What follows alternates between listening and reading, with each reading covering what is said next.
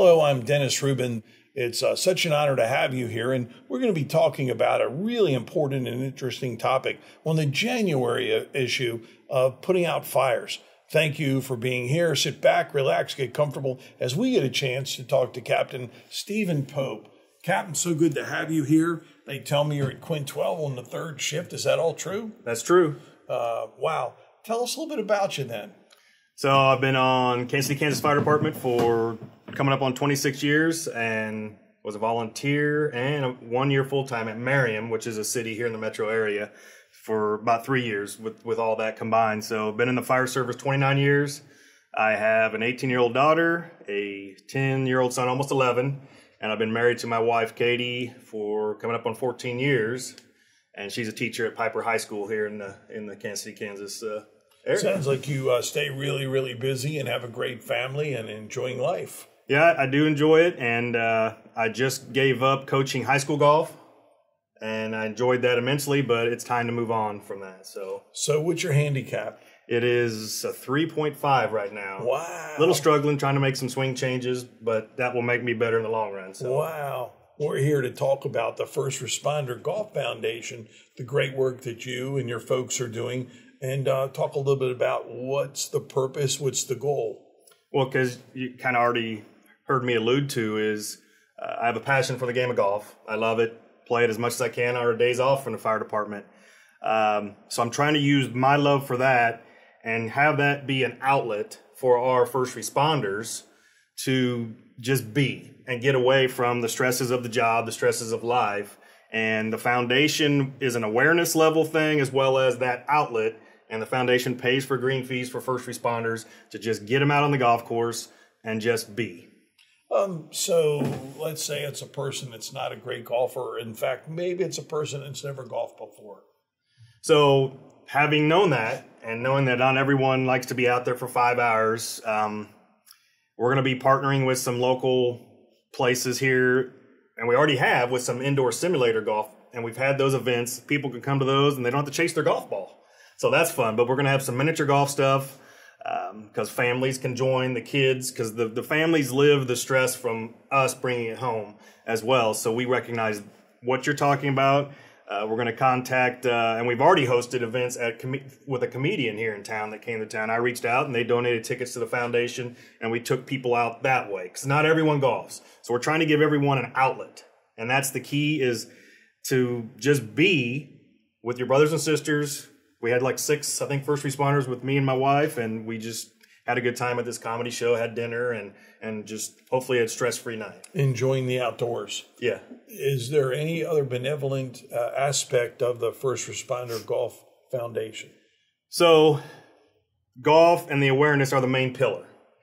Now that the foundation's been around for almost 3 years, we understand that I've had some people come to me and needed help. And the golf is not for them. So now we're going to partner with some clinicians here in town. Wow. To provide services that way. And when it goes above and beyond what this collaboration is going to be for them to pay, we're going to step up and pay for them if they want to continue going to these therapists. So that's where it's grown to. I never expected it to be something like this. I just wanted to share my passion for the game and help as many people as I could. And so it's about mental health, mental wellness, as well as being able to get outside, get some great exercise, and enjoy the good old game of golf. Yes. What about you? You enjoy it? I've been out several times, and I realized that I probably shouldn't drink so much or smoke so many cigars. So I know you probably didn't expect an honest answer, but that's an honest answer. I love it. So it makes me kind of nervous. But every time I've been out, it's been fun. If you haven't been to the National Fire Academy, they have a golf course there in Carroll Valley. Okay. And it's exceptionally wide and it's exceptionally short. So people don't get very frustrated. It's a very, very easy course, par 3, to be able to play. Okay. But again, I'd caution you, they bring that drink card out very often. Well, that's fun too, though. So I like to get loosened up out there, especially if the game's going bad. Yes, sir. So, yes, to kind of elaborate on what you mentioned, it is a mental health foundation. That's the purpose. That's the purpose of it, to bring the awareness to that. I tell my story on my – so what happened was Firefighter Golf grew into the First Responder Golf Foundation. So it was a YouTube blitz to bring my story out there on social media because I believe that's where a lot of people get their news and they communicate. What was this story, Cap? So my story is, for me, it's the allostatic load of the job over time, the cumulative effect of the things we've seen, the stressors. And then I come home, my wife's a teacher, we're butting heads, and we just didn't know how to deal with it. And so luckily, one of our young men on the job, Ryan Johnson, had just gone through the peer support 40-hour class. And we were on the golf course, and I said, man, I just blew up at my son for no reason. And he's 4 years old at the time. Now he's almost 11. And he goes, you don't realize what this job's done to you. And I started thinking about it, started being more self-aware of what I was bringing home. And then it grew into that social media blitz. Wow. I figured I needed to get the word out there. I've had spouses contact me, said, your story is my husband. So it's done its job. Does your wife golf? No. No? How about your boy? He does. He does. So it's a lot of family fun. Yeah, we get out there. I might take him out this afternoon. We'll see. In January, that's going to be an indoor place, huh? We'll get out there and do something like that. He's gone to those events with us, so he loves those indoor events because I believe in the family needs to be there too and see the good time that we can have other than the stress that we can bring home. I know for me, again, on my story is just bringing that home, not realizing I was doing it. I mean, it was a weird feeling. Right in the middle of pointing my fingers and yelling at him, and the next thing you know, your marriage is about down the tubes. And what was causing this? When you do golf in the snow, you use the orange balls? And well, that's, you just got to bring a shovel too. So. Just checking. Has there been relief in your household by using the outlet of golf to eliminate some of that stress? If you don't mind, speak a little bit about what the results have been. Let me put it that way. So for me and my wife and the kids, I hope, see the change, the transition in me and understanding what was happening to me. What that has also done for my wife, she comes home now. She teaches second grade. So you can imagine 25 kids. And she posted something the other day about how those kids can ask like 60 questions each. Now, obviously in that 8 hours, they're not going to ask that many questions. But let's say she gets 200 questions from these kids. That's stressors for her. So she was bringing that home. Now she comes home and says, I need some time, please. Because we're happy to see her. And then she's, you come home, you got the other, she needs to decompress. You got the other things that you got to do to run the household. So she takes time for herself before she engages with us. And that's fine. She lets us know. And that's been one of the key things for us to continue our marriage in a positive step forward. Because in my opinion, a lot of marriages in police, fire, nurses, EMS workers, it's probably ended because people don't understand what's happening to them. Boy, that's for sure. I think that's a statistic that is well known. And the other thing, too, that comes immediately to mind is the suicide rate amongst police officers, firefighters, EMTs, paramedics. And I would assume if you're relieving the stress in a positive, appropriate way, that would also go down following the concepts, the program that's been put together by the First Responder Golf Foundation. Right, and that's one of the main, goals is to stop, the suicide rate, self-harm, whether it's suicide worst, we don't want to die by suicide. 2, substance abuse. We talk about drinking on the golf course and everything. But at the same time, man, you got to be self-aware. You're the one who has to deal with your mental health, and you got to say, okay, I'm not going to drink that much either. I couldn't pick up another golf club. And I'm teasing. I'm going overboard on that. But no, I get you. The foundation 501c3? It is. It's a not-for-profit. And so you can take donations. And if anybody out there in our department that's listening that knows someone who wants to make a contribution, maybe perhaps a business, or you mentioned getting tickets to a show. Right. Those kinds of contributions are probably always welcome. And on the other end, that'll be a tax write-off because you are a 501c3. Am I correct? Right. I mean, so the 501c3 is mainly you can just write off like the taxes for when you buy something. But it's a tax write-off for the person that wants to donate. That's applied. I think it still is, yeah. I know with the changing crazy tax structure in this current political environment seems to change every week, every month, at least every year. But for now, if someone does give you a donation, that is their tax write-off because of your status. Yes, I can give them the paperwork they need. That's fantastic. Yeah.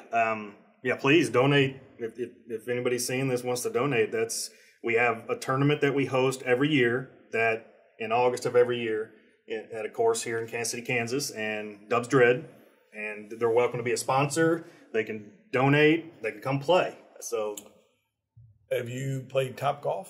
Yes, I have. Any opinions? I like it. I think it's a good outlet to relieve stress and have fun with your brothers and sisters. And I need to contact them and see if they're to be on board with helping out the foundation. But again, for bad weather, that would be a great place to play, wouldn't it? Right, yeah. Right. So the foundation moving forward might be investing in an indoor simulator place. It's an idea I've had early on.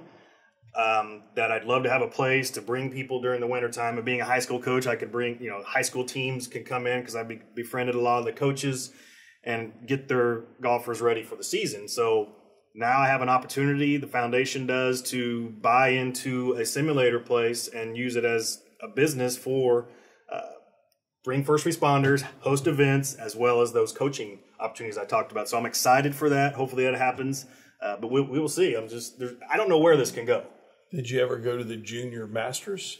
No. Nope. I was the fire chief there, a place called Dothan, Alabama, and they bring kids in from around, and it's amazing to see them as they grow up and become adults. So many end up in the PGA, so it's been a lot of fun. With that said, what else do we need to know about the Golf Foundation? Well, I think for our brothers and sisters out there that see this, it's not just for us as first responders. I think for the 2.5 years that I've been doing the foundation and even the social media stuff before that is everyone has stress in their life. Without a doubt. Without a doubt. Trash men. Whatever profession.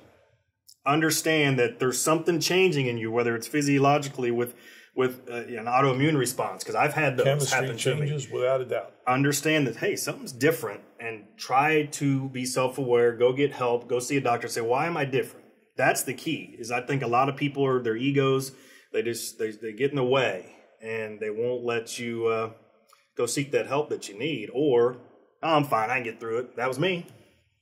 I can handle it. I'll deal with it. No. Stress so I'm the testimony now. Well, good. That you need to go get help. I've been a therapist. Self-awareness is the key, because even when you leave that therapist, you got to do it. So, what a great segment today. We appreciate the comments and the vision that you have, as well as I'm sure all the executives that are involved in the First Responder Golf Foundation. How do people get a hold of you? How do they find out information about you? So they can go to the website, which is firstrespondergolf.org. Okay. So that has all the information, how you can donate, has tournament information on it. It has the events that are coming up.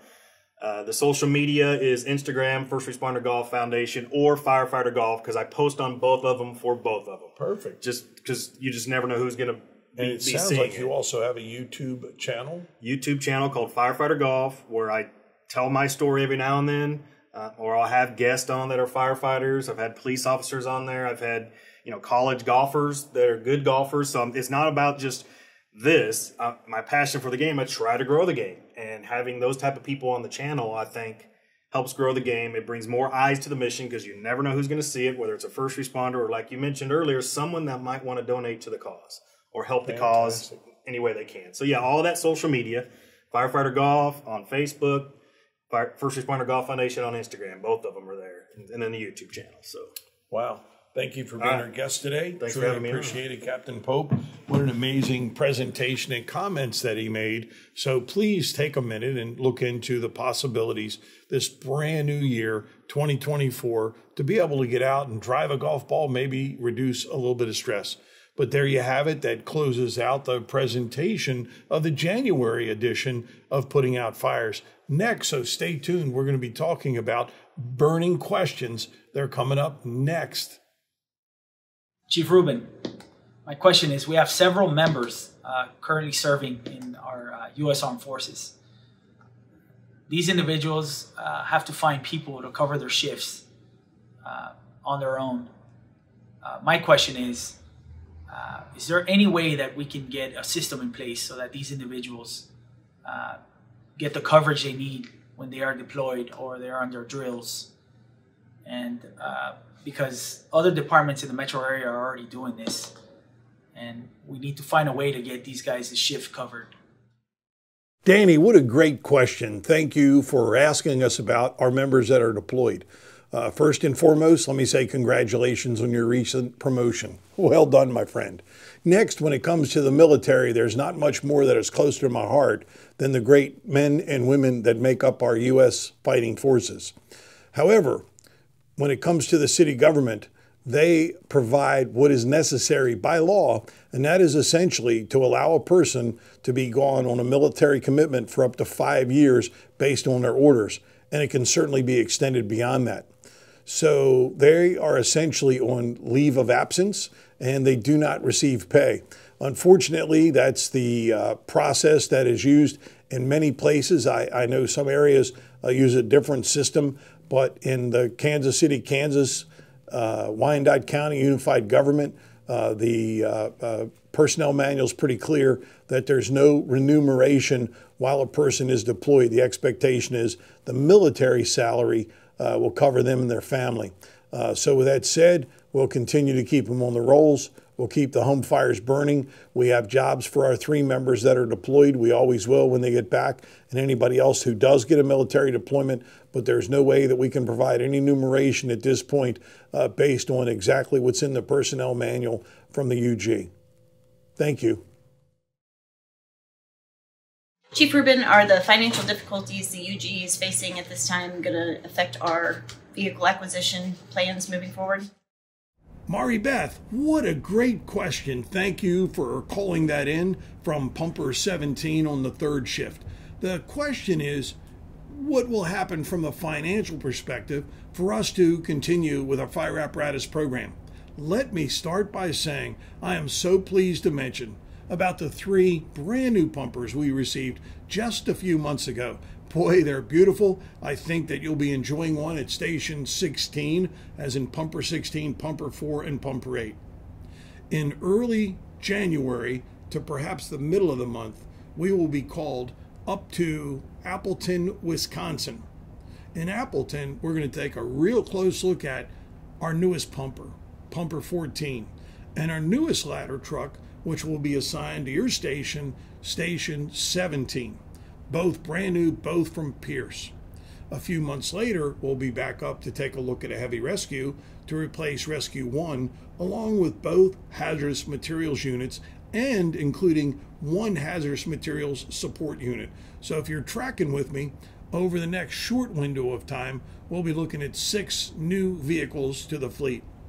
2025, we have on order 2 brand new pumpers. I'm not quite sure where they'll be assigned yet, but of course it'll go to the stations in the most need, along with 1 ladder truck. Beyond 25, we're working along with Local 64 to develop a comprehensive apparatus replacement program, and it's going to be known as the Master Plan. And I think you're going to see that we'll be hopefully getting at least 1 pumper and 1 special unit per year starting in 26. What a great question. Thank you. I would remind all members out there to take care of the equipment that we do have, but support equipment is coming. One last thought. Very, very soon, we're going to have a ready reserve fleet of fire trucks, whether they're pumpers or ladder trucks, that will live in our stations. I know Station 16 for sure will have one, probably Station 12, and we'll be shopping around for other locations. The idea with a ready reserve is that it's going to be controlled by the shift commander, not by the maintenance shop. And when you need it, all you have to do is to get out of the vehicle, take your portable radios with you, and that vehicle's ready to roll. I know it's going to be less stressful when we have to change out equipment, but most importantly, whenever we're confronted with a disaster, such as, for instance, a tornado comes through town and we have to activate additional companies, we'll be all ready to go. Thank you again, Mari Beth, for the question, and everyone, please be safe out there. That's it for the January edition of Putting Out Fires. All right, that has it. That's a wrap, as we say in the business. Truly appreciate you taking time out of your very busy schedule to be a part of putting out the fires.